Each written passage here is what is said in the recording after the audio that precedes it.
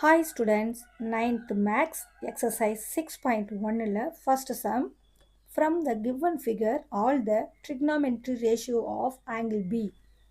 இந்த சம்மில் என்ன சொல்லியிருக்காங்கன்னா ஆங்கிள் பியோட trigonometry ரேஷியோவை கண்டுபிடிக்க சொல்லியிருக்காங்க. அதுக்கு முதல்ல இதோட சைட்ஸ் நமக்கு தெரிஞ்சாகணும். அதை ஃபஸ்ட்டு மார்க் பண்ணிக்கலாம். இந்த 90 டிகிரிக்கு ஆப்போசிட்டில் இருக்கிற இந்த லென்த்தியான பார்ட்டு தான் சைடு தான் வந்து ஹைப்போட்டெனியஸ். இது எப்போவுமே மாறாது. 90 டிகிரிக்கு ஆப்போசிட் சைடு வந்து ஹைப்போட்டெனியஸ், இந்த லாங் பேஸ் வந்து ஹைப்போட்டெனியஸ் அப்படின்னு நீங்கள் புரிஞ்சுக்கணும். அடுத்தது கொஸ்டினில் ஆங்கிள் பின்னு சொல்லியிருக்காங்க. இது ஆங்கிள் பி.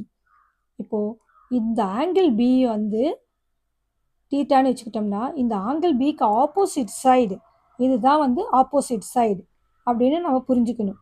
அண்டர்ஸ்டாண்ட் ஆகுதுங்களா? இந்த மீதி இருக்கிறது வந்து அட்ஜசன்ட்.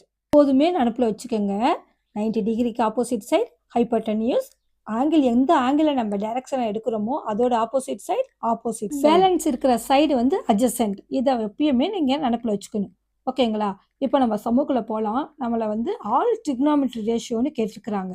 இப்போது trigonometry ரேஷியோ என்னென்ன இருக்குது? சைன், காஸ், டேன், கொசிகன், சீக்கன், காட்.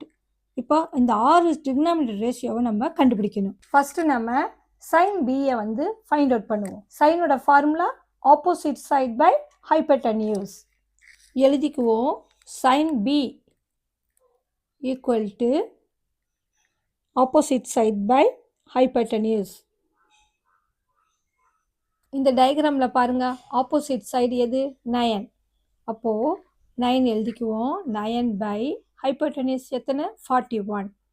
9 பை 41 அப்படின்னு. அடுத்தது காஸ் பி. காஸ் பியோட ஃபார்முலா அட்ஜசன்ட் பை ஹைப்போட்டெனியஸ்.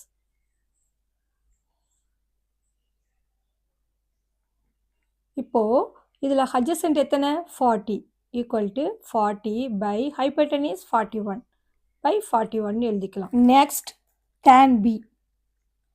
டேனோட ஃபார்முலா என்ன? Opposite side by adjacent side.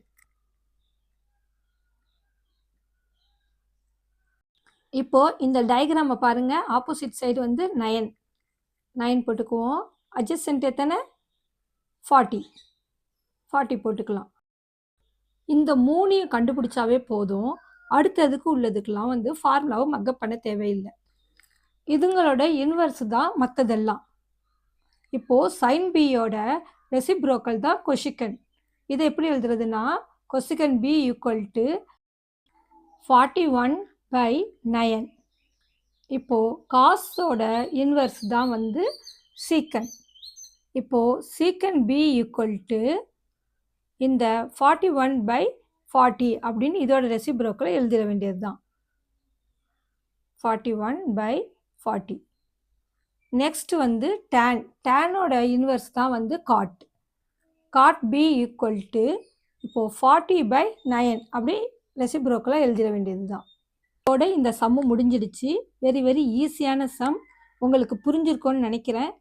Thanks for வாட்சிங்.